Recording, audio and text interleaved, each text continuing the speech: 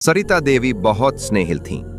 हर दिन उसके खाने पसंद आदतों का ख्याल रखना, उसका सिर दबाना, देर रात तक उसके साथ बैठकर बातें करना। शुरुआत में सब कुछ माँ जैसा लगता था, लेकिन एक रात अंकित अपनी स्टडी में लेटा हुआ था।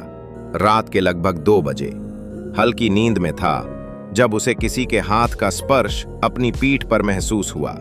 उसने सोचा शायद दिव्या है। मुस्कुराकर आंखें खोली। नींद नहीं आ रही थी बेटा, बस माथा सहलाने आ गई। अंकित को अजीब सा लगा, लेकिन कुछ बोला नहीं। कुछ दिन बाद दिव्या की नाइट ड्यूटी लग गई। वो कई रातें अस्पताल में बिताने लगी।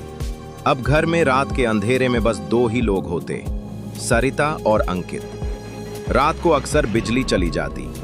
कभी अंकित को लगता कोई उसकी रूम में देर तक खड़ा रहता है, कभी ऐसा लगता कि कोई उसे घूर रहा है। सरिता अब हर रोज किसी न किसी बहाने उसके पास आ बैठती। एक दिन अंकित ने पूछ ही लिया, माँ आप ठीक है ना? कुछ परेशान है क्या? सुनीता का चेहरा भावुक हो गया। कभी कभी लगता है जैसे मैं इस घर में सिर्फ एक परछाई बनकर रह गई हूं, जो अब भी किसी की बाहों का इंतजार कर रही है। एक दिन अंकित ने देखा सरिता देवी एक बंद कमरे में ताला खोलकर गईं, जो सालों से बंद था। जब वो बाहर आईं तो उनके कपड़े धूल और जाले से सने हुए थे। हाथ में एक लाल चुनरी थी और आंखें नम। अंकित ने देखा उस कमरे में बहुत पुरानी तस्वीरें थीं।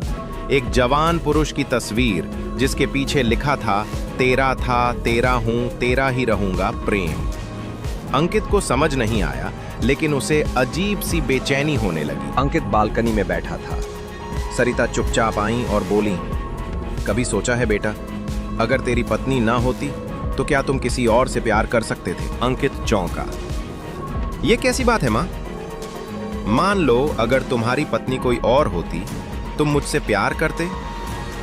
अंकित ने ये सारी बातें अपने एक दोस्त साइकोथेरेपिस्ट डॉक्टर कबीर को बताईं। डॉक्टर कबीर ने सलाह दी, ये क्लासिक केस है इमोशनल ट्रांसफर का। सरिता देवी के अतीत में कोई अधूरा प्यार रहा है, जो अब तुम्हारे जरिए पूरा हो रहा है। सावधान रहो, ये सिर्फ भावनात्मक नहीं, मानसिक और शारीरिक भी हो सकता है। रात के समय अंकित को अक्सर लगता कोई कमरे में है। एक बार नींद में उसने किसी को अपने ऊपर झुके देखा, लेकिन चेहरा साफ नहीं दिखा। जब आंख खुली, दरवाजा खुला था।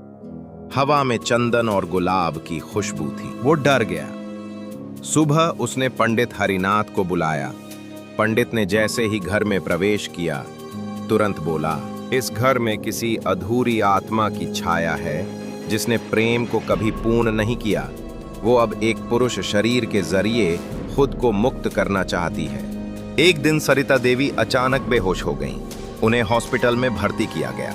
उनके कमरे की सफाई करते वक्त अंकित को एक पुराना पत्र मिला, जो उन्होंने अपने प्रेमी प्रेम को लिखा था। उसमें लिखा था, प्रेम, तुम मुझसे शादी नहीं कर पाए। तुमने खुद को आग में झोंक दिया, लेकिन अब मैं किसी और की जिंदगी से तुम्हारा सपना पूरा करूंगी। मेरा दामाद ठीक तुम्हारी तरह दिखता है, अब मुझे कोई नहीं रोक सकता। सरिता अस्पताल से लौटने के बाद एक रात विवेक के कमरे में आई। साड़ी में गुलाब की खुशबू थी, चेहरे पर श्रृंगार और हाथ में वही लाल चुनरी। अंकित ने खुद को दरवाजे में बंद कर लिया और दिव्या कॉल किया। दिव्या आई और सरिता को पुलिस के हवाले कर दिया गया। मनोवैज्ञानिक रिपोर्ट में पुष्टि हुई, सरिता डिसोसिएटिव ट्रांसफर नाम की मानसिक बीमारी से ग्रस्त थीं। वो अपने अधूरे प्रेम को दिव्या में देखने लगी थीं। दिव्या और विवेक शहर छोड़कर मुंबई शिफ्ट हो गए।